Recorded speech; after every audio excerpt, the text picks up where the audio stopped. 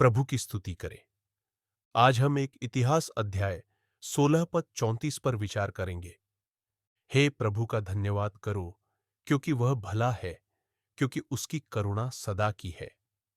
और इस साझाकरण के लिए मेरा शीर्षक है, प्रभु को धन्यवाद दो, क्योंकि वह सिंगापुर के प्रति 60 वर्षों की कृपा के लिए। परिचय। कल हम एक राष्ट्र के रूप में एसीजी 60 स्वतंत्रता और विकास के 60 वर्षों का जश्न मनाने के लिए एकत्रित होंगे। हम प्रभु के लोगों के रूप में सिंगापुर पर उनकी भलाई और दया के लिए धन्यवाद देने के लिए भी एकत्रित होते हैं। एक इतिहास अध्याय 16 पद 34 हमें याद दिलाता है कि धन्यवाद केवल एक भावना नहीं है, बल्कि प्रभु की भलाई और उनके स्थायी प्रेम का उत्तर है। मेरा पहला बिंदु है सिंगापुर की यात्रा में प्रभु की भलाई। प्रभु का धन्यवाद करो, क्योंकि वह भला है। आइए सिंगापुर की कहानी पर नजर डालें। 1965 में एक छोटे से द्वीप राष्ट्र से आज एक वैश्विक शहर बनने तक।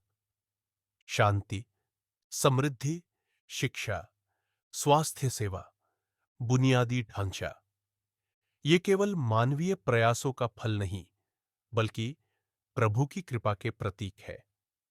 व्यवस्था विवरण अध्याय 8 पद 10 से 18 सफलता के समय प्रभु को न भूलने की चेतावनी देते हैं। हमें याद रखना चाहिए कि प्रभु ही शक्ति और बुद्धि देते हैं। जातीय सद्भाव, धार्मिक स्वतंत्रता और आर्थिक स्थिरता जो हम प्राप्त करते हैं, वह हर जगह समान नहीं है। हम प्रभु को हमारे देश पर उनके आशीर्वाद के लिए धन्यवाद देते हैं। यह मेरे दूसरे बिंदु की ओर ले जाता है। प्रभु का अटल प्रेम सदा बना रहता है। सिंगापुर ने चुनौतियां देखी हैं, आर्थिक संकट, सार्स कोविड 9 महामारी, वैश्विक तनाव, लेकिन हम इनसे उबर गए हैं। क्यों? इस राष्ट्र के प्रति प्रभु के अटल प्रेम के कारण। उनके प्रेम ने हमें 60 वर्षों तक सहारा दिया है और हमें भविष्य की ओर ले जाएगा। भजन संहिता अध्याय 33 पद 12 कहता है, धन्य है वह राष्ट्र जिसका प्रभु यहोवा है।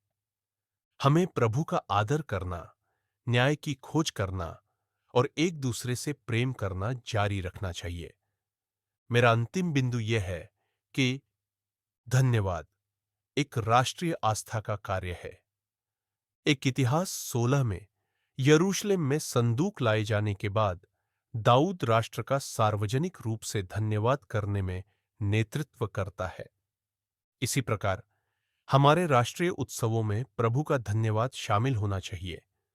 धन्यवाद निष्क्रिय नहीं है, यह हमें 0.0 दूसरों की सेवा करने, गरीबों और जरूरतमंदों को आशीर्वाद देने और राष्ट्र के लिए प्रभु की इच्छा जानने की ओर ले जाता है। जब हम धन्यवाद देते हैं, तो हम यह भी करते हैं, अपने नेताओं के लिए बुद्धि, नागरिकों के बीच एकता और धार्मिकता की प्रबलता के लिए प्रार्थना करते हैं। निष्कर्ष, जब हम एसीजी 60 मनाते हैं, तो एक इतिहास अध्याय 16 पद 34 को याद रखें। सिंगापुर पर उनकी भलाई और कृपा के लिए पिता का धन्यवाद करें। पुत्र की उनके अटल प्रेम और उद्धार के लिए स्तुति करें। पवित्र आत्मा के प्रति समर्पित हो जाइए, जो हमें राष्ट्र को आशीर्वाद देने और प्रभु की महिमा करने की शक्ति प्रदान करते हैं।